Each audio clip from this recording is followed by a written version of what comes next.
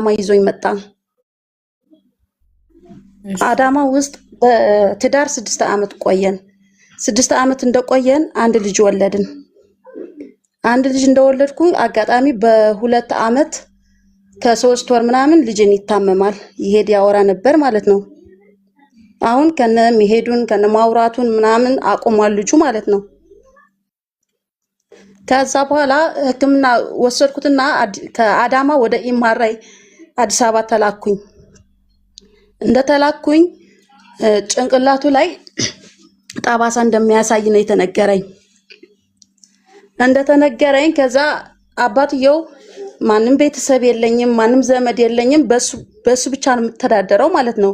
እሱ የተሳቢ ሹፌር ነው እና ያ ውጤት ተነግረኝ እያለ ጸበል ካልሄድሽ ምናምን ብሎ በቃ ይሄ ምን ነገር የለም። መጀመሪያ ውጤቱ ለሱ ነበር የተነገረው።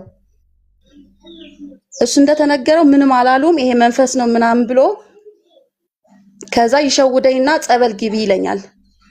ጸበል ለአንድ 2 ወር 3 ወር ተቀመጥኩኝ። እንደተቀመጥኩኝ ሌላ ሴት ይዞ ጠበቀኝ።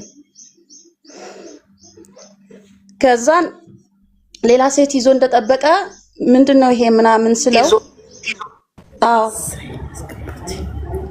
ከዛ ምንድነው ይሄ ምናምን ምንድነው እየሰማው ያለሁት ምናምን ስለው ለካ ልጁን ማሳከም ያልፈለገው እሱን ሌላ ሴት ጋር ስለነበረ ነው። ከዛ በተላልቅ ሰዎች በቄሶች ምናምን በቃ አንቺ ለልጅስ ሲባል መታረቅ አለባችሁ ምናምን ተባል። እሺ ብዬ ታረቅኩኝና ስውራ ማርያም የሚባል አገር ሂደን እዛ ንስሐ ገብቶ ምን ብለን ታረቅን። እንደ ታረቅን ከዛ መሃል ላይ በቃ ሕክምና እንደሚያስፈልገው አሳመንኩትኝ። እሺ ብዬ ወደ ዶክተርን ይዤው ሄድኩኝና ድጋሚ ኢማራ እንዲታዘዝለት ምናምን ተደረገ። ከዛ መሃል ላይ ስደውልለት እሺ አዲስ አበባ ከጅቡቲ ወደ አዲስ አበባ ጭኛለሁኝ ምናምን እያለኝ ለካሱ እኔ ጋር እያለ ሌላ ሴት ደግሞ ድጋሜ ያችኛዋ ትቶ ድጋሜ ከአፋር ክልል ሌላ ሴት ይዞ መጥቶ አዲስ አበባ ቤት አከራይቶ ስራ እንድትጀምር አርጓታል፣ ልጅቷን ማለት ነው። ከዛ አሁን ልጁ ድጋሜ ኢማራ እንደተነሳ ውጤቱ እንደተነገረኝ ድጋሜ ጠባሳ ነው፣ አይኑን ራሱ እስከ አይኑን ተጋርዷል፣ ማየት አልቻለም ምናምን አሉኝ ሐኪሞቹ ማለት ነው። ከዛ በሰው እርዳታ ከሰፈር ተለቅሞ ምናምን እንዲታከም በቃ ትንሽ መድኃኒት እንዲወስድ ምናምን ተደረገኝ። ከዛ እሱን ስንደውልለት እኔ አላቅም አልጋ ቁረኛ ልጅ የለኝም ምናምን ብሎ ነገረኝ ማለት ነው።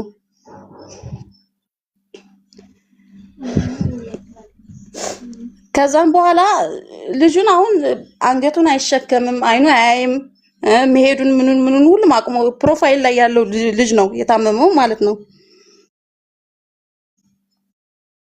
እሱ ክራይ ቤት ደግሞ ምን ከፍለው የነበር ነው 7000 ብር ነው። ክራይ ቤቱን ሳይከፈል ምን ሳይ የሰው እዳ በእዳ አርገኝ ሄደ።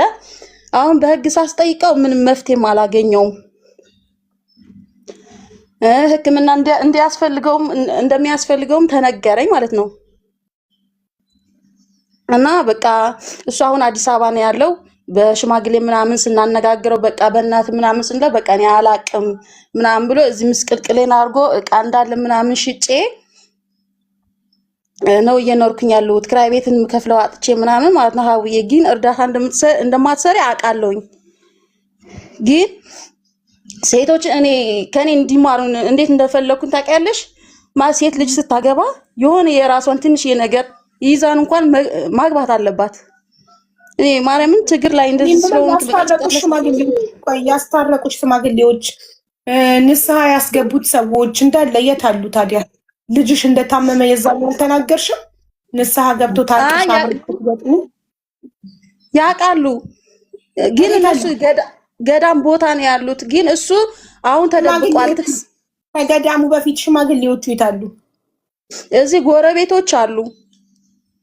የታሉ ታዲያ? ለምን ዝም አሉ? ሲያስታርቁ ኃላፊነት ወስደው ነው። እሱ አሁን ስልክ ዘግተዋል። አልፈልግም አለ ልጁን። በቃ የራሱ ጉዳይ አይመለከተኝም ምናምን አለ። ጭራሽ አሁን የያዛት ሴቷን እኔን እየደወለች ትሰድበኛለች ማለት ነው። እና ሰዎቹ ደግሞ ሲደውሉለት አያነሳም፣ አይመለከተኝም፣ ልጄን አይደለም ምናምን አለ። እንግዲህ የ6 ዓመት ትዳር ነው ሀቡዬ።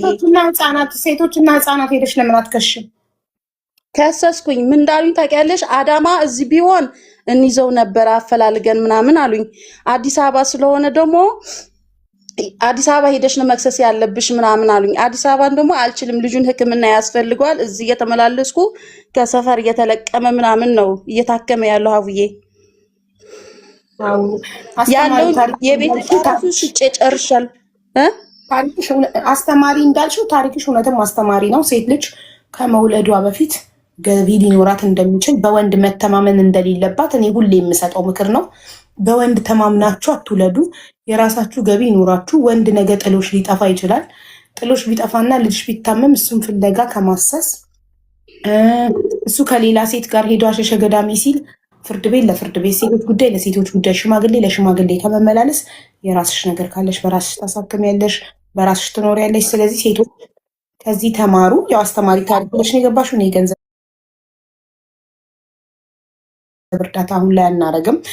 ኮመንት ላይ እያሉሽ ምንድን ነው ጸበል ውሰጁ ያለሽ ዋነኛው አማራጭ ጸበል ነው ብለውሻል። እና ጸበል መሀል ላይ እየሄድኩ ነው ሀቡዬ። ግን እሱ የጭንቅላት ጠባሳ አለው ስለተባለ በመሀል ሐኪሙ እንዳለኝ ያው ጸበልም መውሰድ ትቻለሽ፣ ግን ክትትሉ ማቆም የለብሽም ምናምን ነው ያለኝ። አሁን እሱን ሰው ባለቤቴ መሀል ላይ ጸበል ግቢ እንዳለኝ መንፈስ ነው ምንድን ነው ብሎ ስለሸወደኝ ማለት ነው።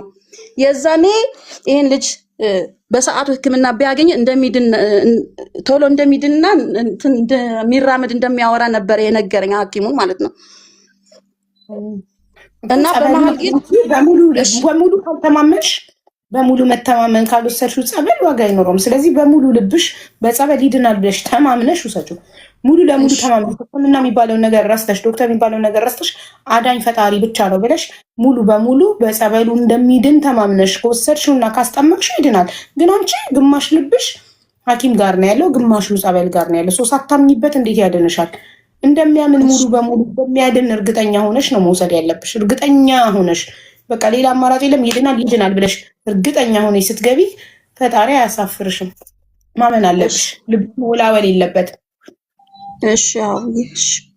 አሁንም ግን በሽማግሌ ከሱ ጋር ለመታረቅ እየሞከርሽ ነው?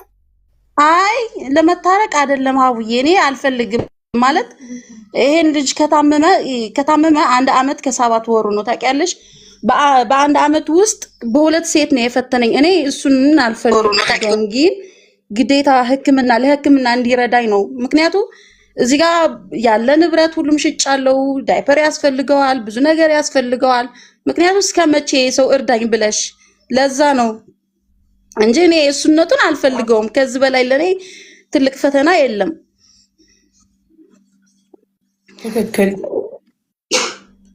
ፈጣሪ ልጅሽን ጨርሶ ይማርልሽ። ፈጣሪ ልጅሽን ጨርሶ ይማርልሽ። እናመሰግናለን። ታሪክ ማመሰግናለሁ። ማስተምሮናል። እሺ ተው በስታ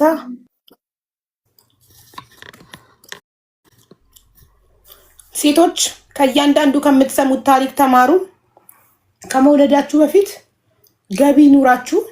ወንድ ጥሎ ይሄዳል፣ ወንድ ይከዳል፣ ወንድ ሌላ ሴት ያምረውና ከሌላ ሴት ጋር ይሄዳል። የዛኔ ሚዲያ ላይ ወጣችሁ እንዳትለምኑ። ሚዲያ ላይ ወጣችሁ ከምትለምኑ የሰው ፊት ከሚገርፋችሁ ኦኬ የሆነ ነገር ይኑራችሁ። ሴቶች እባካችሁ 5 ሳይኖራችሁ ዘላችሁ ፊት አትበሉ ወንድ ላይ። ወንድ አስረግዞ ይከዳና ይሄዳል። ወንድ ማህፀን የለውም። አስረገዘ ላጥ ይላል፣ ይጠፋል፣ ከየትም አታገኙም። ከዛም በኋላ ፍርድ ቤት ቢፈልገው አያገኘው፣ ሴቶች ጉዳይ ቢፈልጉት አያገኙት፣ ሽማግሌ ቢፈልገው አያገኘው። ተሰለበ ነው፣ እንደ ሴጣን ስልብ ይላል። ስለዚህ ሴቶች ሆይ ባካችሁ ገንዘብ ይኑራችሁ፣ የራሳችሁ የሆነ ስራ ይኑራችሁ። ወንድ አያዋጣም እስከ መጨረሻው። ገንዘብ ያዥ፣ ከዛ ውለጂ፣ ከዛ በቃ ከሄደ ጥርቅ ይበል። ምን አባቱ እሱ መጣ ቀረ። ሲጀመር እነሱም ገንዘብ ካላት ሴት አይሄዱም። እነሱም ሴት ራሷን ከቻለች እሱ መጣ ቀረ የማይገርማት ሴት አይሄዱም። ተለጥፈው ነው የሚቀሩት። ግን ሁሌ የእሱ ጥገኛ የሆነች ሴት ያለ እሱ መኖር የማትችል፣ እሱ ከሌለ የምትበላው የሌላት፣ እሱ ከሌለ የቤት ኪራይ የምትከፍለው የሌላት፣ እሱ ከሌለ ለልጇ የምታበላው የሌላት ሴት ላይ ጭንቅ ይላሉ። ሁሌ ለምናው እንዲቀመጥ ይፈልጋል። ለምን እኔ ከሄድኩ ምን ትበላለች እቺ ድሃ ችጋራ የምትበላው እንኳን የሌላት። እኔ አሁን ከዚህ ቤት ጥዬ ብጠፋ ምን ትበላለች? የቤት ኪራይ ምን ትከፍላለች? የልጆች ትምህርት ቤት ሌላ አባቷ ምታ ትከፍላለች። ምንም አይነት ገቢ የሌላት ችጋራ። ስለዚህ ግሬን እየላሰች እድሜ ልኳን ትኖራለች። እንደፈለግኩ ማግጥ ውጭ አድሬ ብመጣ ሰክሬ ብገባ ምን አባቷ ታመጣለች? 5 የሌላት ሴት ምንም አታመጣ። ሄዳ የሴቶች ጉዳይ ታለቅሳለች። ምን ያደርጉላታል? ወረቀት ይሰጧታል። እኔን ትፈልጋለች፣ አታገኘኝም። ሂጂት ባለሽን ጥሪ። ጭራሽ አሁን እኮ ወረቀት የሚሰጡት ራሱ ለራሷ ለሴቷ ነው። ሄዳ ስትከስ እንኬን ወረቀት ስጩ።